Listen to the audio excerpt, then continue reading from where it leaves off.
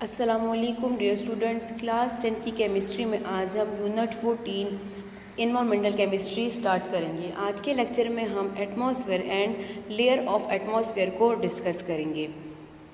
Students, environmental chemistry क्या है? Environmental chemistry को हम डिफाइन कर सकते हैं the branch of chemistry which deal with the study of environment and the changes occurring in it is called environmental chemistry.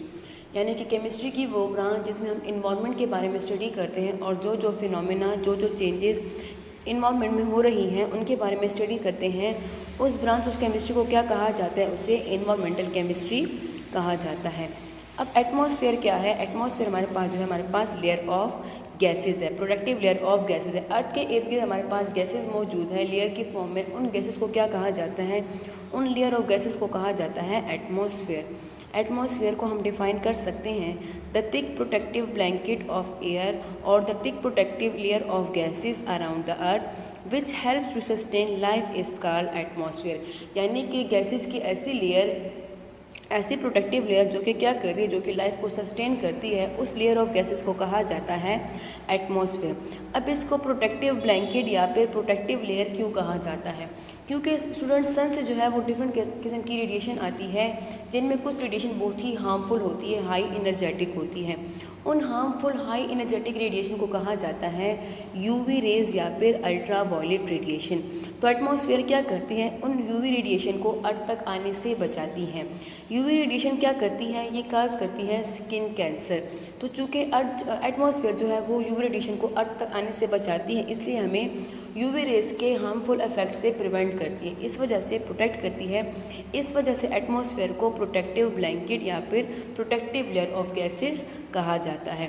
अब atmosphere हमारे पास लेयर ऑफ गैसेस है, तो इसमें डिफरेंट गैसेस मौजूद हैं, जिसमें oxygen, nitrogen, carbon dioxide, water vapours, argon और डस्ट पार्टिकल्स मौजूद है। अब ये जो डिफरेंट गैसेस है हमारे पास डिफरेंट कंस्टिट्यूएंट मौजूद है, इनकी डिफरेंट परसेंटेज मौजूद है। कुछ गैसेस जो है वो बहुत ज़्यादा कंसनट्रेशन में मौजूद हैं, जिनको मेजर कंस्टिट्यूएंट ऑफ एटमॉस्फेयर कहा जाता है, जबकि कुछ गैसेस जो है वो बहुत कम मिकदार में मौजूद है, कम परसेंटेज में मौजूद हैं, उनको माइनर कंस्टिट्यूएंट ऑफ एटमॉस्फेयर कहा जाता है।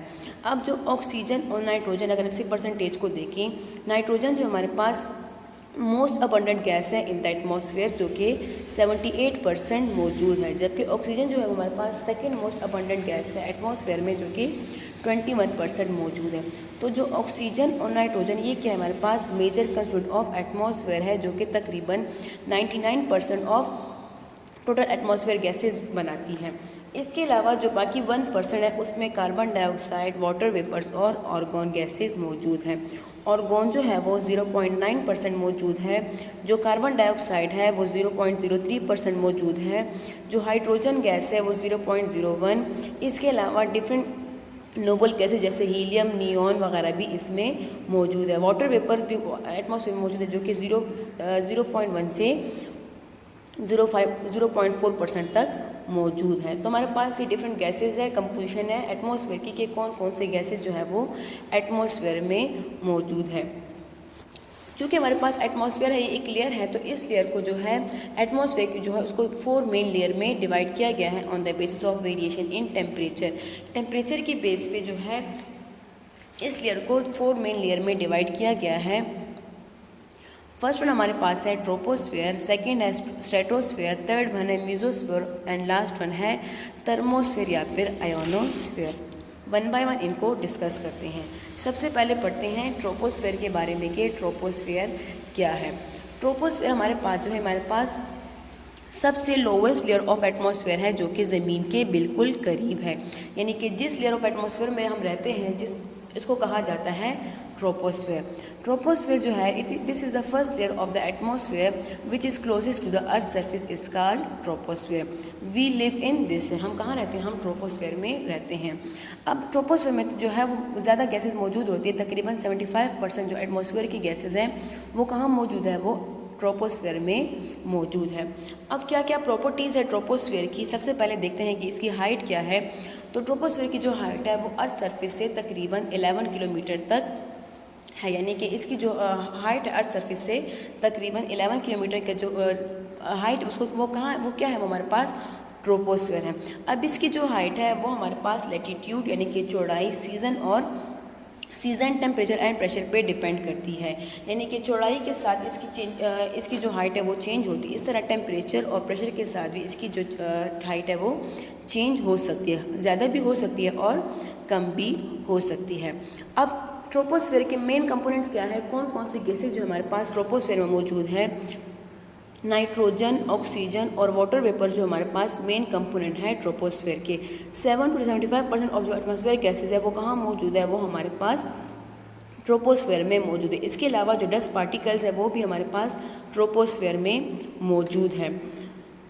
अब ट्रोपोस्फेयर में कौन कौन से फिनोमेना होते हैं? ट्रोपोस्फेयर हमारे पास वेदर फिनोमेना जैसे कि क्लाउड फॉर्मेशन, जो क्लाउड बनते हैं वो कहाँ पे बनते हैं, वो ट्रोपोस्फेयर में बनते हैं। इसके साथ साथ जो रेनफॉल है और स्नोफॉल है वो भी कहाँ पे होते हैं, वो भी ट्रोपोस्फेयर में होते हैं। अब ट्रोपोस्फेयर का टेम्परेचर क्या होता है? ट्रोपोस्फेयर का टेम्परेचर जो है वो हाइट के साथ डिक्रीज़ होता है, यानी कि जो ज़मीन के करीब वाले हिस्से होंगे उसका टेम्परेचर ज़्यादा होगा। जैसे जैसे हाइट बढ़ती जाएगी तो जो उसका टेम्परेचर भी डिक्रीज़ होता जाएगा। तो जो ट्रोपोस्फेयर का जो टेम्परेचर रेंज है वो हमारे पास 15 to -56 डिग्री सेंटीग्रेड है। अब ऐसा फिनोमेना जिसमें हाइट के इंक्रीज़ होने के साथ, चेंज होने के साथ टेम्परेचर चेंज होता है, इस फिनोमेना को कहा जाता है lapse rate. The change in the temperature of the atmosphere with the increase in height is called lapse rate। यानी कि जैसे जैसे हाइट बढ़ती है, हम ऊंचाई की तरफ जाते हैं तो टेम्परेचर जो है वो चेंज होता है। इस चेंज ऑफ टेम्परेचर को क्या कहा जाता है? इसको लैप्स रेट कहा जाता है। अब ये लैप्स रेट जो है ये पॉजिटिव भी हो सकता है और नेगेटिव भी हो सकता है। पॉजिटिव लैप्स रेट कब होगा? अगर हाइट के इंक्रीज़ होने के साथ यानी कि अगर हाइट बढ़ती है इसके साथ साथ टेम्परेचर भी इंक्रीज़ हो तो इसको कहा जाएगा positive lapse rate. If the temperature increase with the height it is called positive lapse rate. यानी कि अगर हम 11 से 15 किलोमीटर की हाइट पे जाएंगे तो इसके साथ अगर टेम्परेचर भी इंक्रीज़ हो रहा है, 15 डिग्री सेंटीग्रेड से 20 डिग्री सेंटीग्रेड हो रहा है, तो इस चेंज ऑफ टेम्परेचर को कहा जाएगा पॉजिटिव लैप्स रेट। अब नेगेटिव लैप्स रेट क्या होगा? इसके ऑपोजिट होगा। अगर हाइट के बढ़ने के साथ, हाइट के साथ साथ क्या हो, टेम्परेचर डिक्रीज़ हो, यानी कि अगर हम 10 से 15 की हाइट पे जाएं और वहाँ पे टेम्परेचर जो है वो 15 से 10 डिग्री सेंटीग्रेड हो जाए, तो हाइट इंक्रीज़ हो रही है, हम ऊपर जा रहे हैं, लेकिन टेम्परेचर क्या हो रहा है, टेम्परेचर जो है वो कम हो रहा है, टेम्परेचर डिक्रीज़ हो रहा है। तो इस चेंज इन टेम्परेचर को, इस लैप्स रेट को क्या कहा जाएगा? इसको नेगेटिव लैप्स रेट कहा जाएगा। अब हमारे पास जो टेम्परेचर है वो हमारे पास चेंज हो रहा है 15 से -56, यानी क्या, और टेम्परेचर जो है वो हाइट के साथ डिक्रीज़ हो रहा है। तो ट्रोपोस्फेयर में कौन सा फिनोमेना होगा? ट्रोपोस्फेयर में हमारे पास नेगेटिव लैप्स रेट होगा। अब इसके साथ कहते हैं कि ट्रोपोस्फेयर की जो एयर है वो हमारे पास वार्मर है then the other layer because it is heated from the earth surface below. क्या होता है कि हमारे पास ट्रोपोस्फेयर में जो गैसेज मौजूद है, ट्रोपोस्फेयर की जो एयर है वो गर्म है as compare to the other layer of atmosphere. Second हमारे पास है स्ट्रेटोस्फेयर। अब स्ट्रेटोस्फेयर क्या है? Stratosphere is the second layer of the atmosphere which is present above the troposphere. Troposphere के ऊपर अब जो लेयर है, सबसे पहले हमारे पास है ट्रोपोस्फेयर। अब ट्रोपोस्फेयर के ऊपर जो लेयर है उसको क्या कहा जाता है? उसको स्ट्रेटोस्फेयर कहा जाता है। स्ट्रेटोस्फेयर हमारे पास क्या है? ये सेकेंड लेयर है एटमॉस्फेयर की। अब इसकी क्या क्या कैरेक्टरिस्टिक है, इसकी क्या क्या प्रॉपर्टीज़ है? सबसे पहले इसकी हाइट देखते हैं कि इसकी हाइट क्या है। The height of this layer is from 11 kilometre to 50 kilometre. अब 11 किलोमीटर पे हमारे पास ट्रोपोस्फेयर ख़त्म होता है। ट्रोपोस्फेयर के बाद क्या कौन सी लेयर शुरू होती है?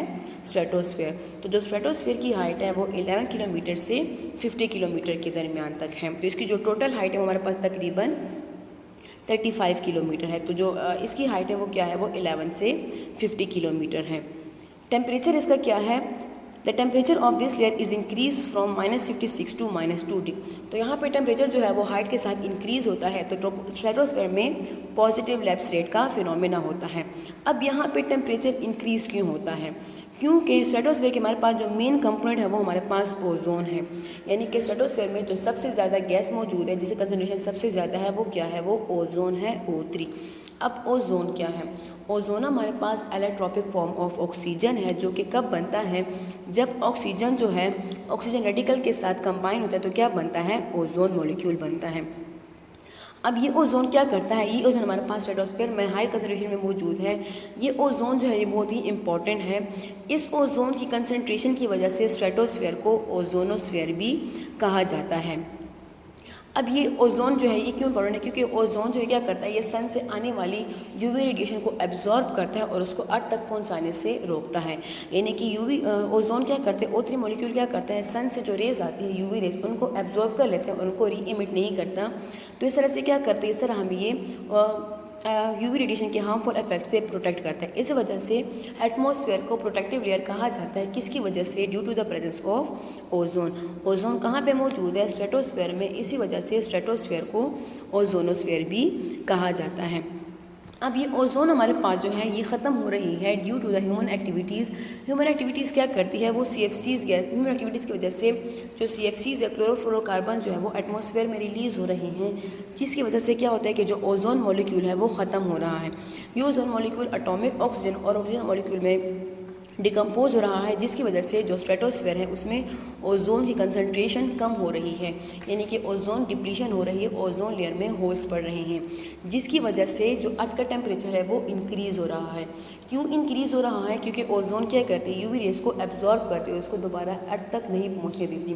चूँकि ओजोन लेयर ख़त्म हो रही है तो जो हार्मफुल यूवी रेज होंगी वो हमारे पास डायरेक्टली अर्थ तक पहुँच पाएंगी, जिसकी वजह से स्किन कैंसर काज होंगे और साथ साथ जो अर्थ का टेम्परेचर है वो भी इंक्रीज़ होगा। तो स्ट्रेटोस्फीयर क्या है, हमारे पास जो एटमॉस्फेयर जो प्रोटेक्टिव लेयर है, ये किसकी वजह से है, it is due to the presence of ozone. Third हमारे पास लेयर है मीजोस्फीयर। मीजोस्फीयर क्या है, this is the third layer which is present above the stratosphere. Stratosphere के अबव जो लेयर मौजूद है उसको क्या कहते हैं, उसको मीजोस्फीयर कहा जाता है। अब इसकी हाइट क्या है, इसकी हाइट जो है वो 50 किलोमीटर से 80 किलोमीटर तक है। मीजोस्फीयर का टेम्परेचर क्या होता है, मीजोस्फीयर में हमारे पास नेगेटिव लैब स्टेट होता है, इसका जो टेम्परेचर है वो डिक्रीज़ होता है हाइट के साथ, -2 से -92 तक इसका एवरेज टेम्परेचर होता है। थर्मोस्फीयर जो है वो हमारे पास आउटर मोस्ट लेयर है या फिर लास्ट लेयर है एटमॉस्फेयर की, जिसकी जो हाइट है वो तकरीबन 80 किलोमीटर से 500 किलोमीटर तक होती है। इसका टेम्परेचर जो है वो बहुत ही ज़्यादा होता है।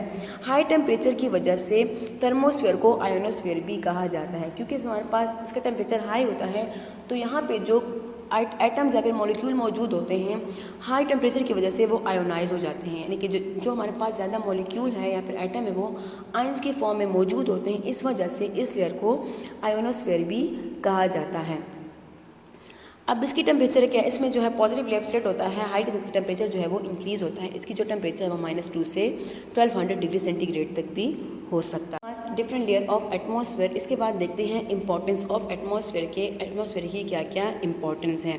एटमॉस्फेयर जो है वो लिविंग ऑर्गेनिज्म के लिए बहुत ज़्यादा इंपॉर्टेंट रोल प्ले करता है। ये क्या करता है, ये लाइफ को सस्टेन करता है अर्थ पे। सबसे पहले अर्थ की एटमॉस्फेयर क्या इंपॉर्टेंट है कि it is a source of oxygen, carbon dioxide and nitrogen. अब ऑक्सीजन जो है वो तमाम लिविंग ऑर्गेनिज्म के लिए, सांस लेने के लिए, ब्रीदिंग के लिए बहुत ज़्यादा ज़रूरी होती है। लिविंग ऑर्गेनिज्म ये ऑक्सीजन कहाँ से लेते हैं, ये एटमॉस्फेयर से लेते हैं। एटमॉस्फेयर जो है वो मेन सोर्स ऑफ ऑक्सीजन है। ऑक्सीजन जो है हमारे पास एटमॉस्फेयर में 21% में मौजूद है, जो कि तमाम लिविंग ऑर्गेनिज्म ब्रीथिंग के लिए इस्तेमाल करते हैं। इसके अलावा प्लांट्स के लिए कार्बन डाइऑक्साइड भी ज़रूरी होती है और मुख्तलिफ़ किस्म के मैक्रोन्यूट्रिएंट बनाने के लिए नाइट्रोजन भी रिक्वायर होती है। प्लांट जो है ये कार्बन डाइऑक्साइड और नाइट्रोजन कहाँ से लेते हैं, ये एटमॉस्फेयर से हासिल करते हैं। इसके अलावा हमने कहा कि जो एटमॉस्फेयर है it act as a protective layer. अब ये प्रोटेक्टिव लेयर किस तरह काम करता है कि एटमॉस्फेयर में मौजूद है ओजोन। ओजोन क्या करता है, वो सन से आने वाली हार्मफुल यूवी रेडिएशन को अर्थ तक आने से प्रिवेंट करता है। तो ये क्या करता है, इससे हमें ये प्रोटेक्ट करता है from the harmful effect of UV radiation. इसके अलावा हमारे पास जो एटमॉस्फेयर है it is the integral part in the cycle of carbon, nitrogen and water cycle है। कि हमारे पास जो डिफरेंट साइकिल होते हैं, वाटर साइकिल होता है, कार्बन साइकिल और नाइट्रोजन साइकिल होते हैं, जो कि क्या करते हैं, जिसकी वजह से ये जो एलिमेंट्स है, जो कंपाउंड वगैरह है, ये इकोसिस्टम में मेंटेन रखते हैं, बैलेंस रखते हैं। तो एटमॉस्फेयर क्या करते हैं, इंटीग्रल पार्ट करता है। एटमॉस्फेयर की वजह से ही ये जो डिफरेंट साइकिल है ये मेंटेन रहते हैं। It maintain the earth temperature. अब ये किस तरह से अर्थ टेम्परेचर को मेंटेन रखता है, चूँकि अर्थ से आने वाली हार्मफुल रेडिएशन को ज़मीन तक आने से प्रिवेंट करता है। चूँकि हार्मफुल रेडिएशन जो है वो हाईली एनर्जेटिक होती हैं, उनका टेम्परेचर बहुत ही ज़्यादा होता है। चूँकि वो अर्थ तक नहीं पहुँच पाती, इसे क्या करता है, ये अर्थ के टेम्परेचर को मेंटेन रखता है बहुत ज़्यादा गर्म होने से बचाता है। It helps us in seeing object. अब ये किस तरह से हमें देखने में मदद करता है। सन से आती है विजिबल रेडिएशन। एटमॉस्फेयर क्या करता है, इनविजिबल रेडिएशन को अलाउ करता है टू रीच द अर्थ। अगर एटमॉस्फेयर इनविजिबल रेडिएशन को अलाउ ना करे तो हम अर्थ में जो है बिल्कुल भी रोशनी ना हो, बिल्कुल अंधेरा हो। तो एटमॉस्फेयर क्या करता है, इन विजिबल रेडिएशन को अर्थ तक पहुंचाने में हेल्प करता है, जिस वजह से हम मुख्तलिफ चीज़ें जो हैं वो देख सकते हैं। It helps in radio communication में हेल्प करता है। इसके साथ साथ ये हेल्प करता है मूवमेंट ऑफ एयरक्राफ्ट में। तो ये हमारे पास इंपॉर्टेंस है एटमॉस्फेयर के। तो स्टूडेंट, आज के लेक्चर में हमने एटमॉस्फेयर को डिस्कस किया, डिफरेंट लेवल ऑफ एटमॉस्फेयर को डिस्कस किया, इसके साथ साथ एटमॉस्फेयर की इंपॉर्टेंस को भी डिस्कस किया। शुक्रिया।